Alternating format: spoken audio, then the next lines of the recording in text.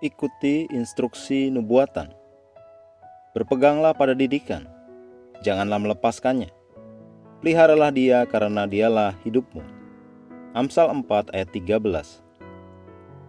Dalam 2 Raja-Raja 13, kita dapat menemukan cerita menarik tentang Nabi Elisa dan Yoas, Raja Israel. Yoas mengalami kesulitan dengan bangsa Aram dan menginginkan kemenangan atas mereka. Karenanya dia mendatangi abdi Allah, Elisa. Bagian dari dialog yang terjadi adalah Elisa memerintahkan Yoas mengambil anak panah dan memukulkannya ke tanah. Alkitab mencatat Yoas melakukannya 3 kali dan kemudian berhenti. 2 Raja-Raja 13 ayat 18. Elisa abdi Allah itu menjadi gusar. Alkitab menyebutkan marah besar atas Raja Yoas. 2 Raja-Raja 13 ayat 19, karena dia berhenti. Dia seharusnya memukulkan anak panah itu ke tanah terus-menerus sampai Nabi Elisa menyuruhnya berhenti. Memukulkan anak panah hanya 3 kali berarti dia hanya akan mengalahkan bangsa Aram hanya 3 kali. Sementara rencana Tuhan jauh lebih baik dari itu. Yoas sendiri tidak mengetahui betapa pentingnya untuk memukulkan anak panah itu berkali-kali. Nabi tidak memerintahkannya berhenti, namun dia berhenti sendiri.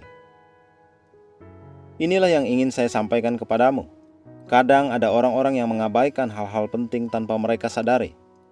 Contohnya memperhatikan instruksi nubuatan yang adalah bagian dari tuntunan Tuhan bagi anak-anaknya. Instruksi nubuatan adalah instruksi Roh Kudus yang diberikan kepadamu oleh Roh, ditujukan kepadamu, untukmu, dapat datang langsung dari Roh Tuhan yang ada dalammu, atau lewat seseorang yang diberikan otoritas kepemimpinan bagi hidupmu.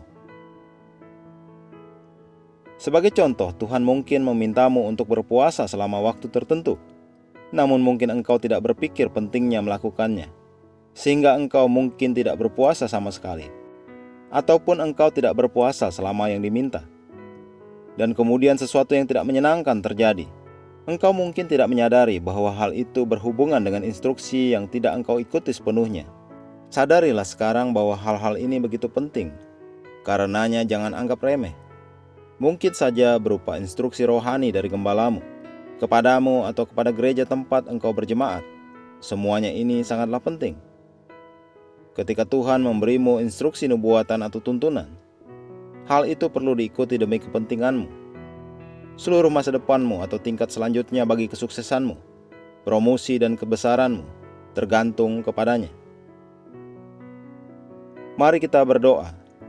Terima kasih Tuhan atas hak istimewa untuk dituntun, diarahkan dan menerima instruksi Roh Kudus, dan menerima tuntunan dari orang-orang yang Engkau pilih dan tetapkan atasku untuk menerima firman Tuhan. Terima kasih memimpinku ke dalam jalan kebesaran ketika aku berserah dan mengikuti instruksi spesifik yang diberikan kepadaku oleh Roh Kudus. Dalam nama Yesus. Amin.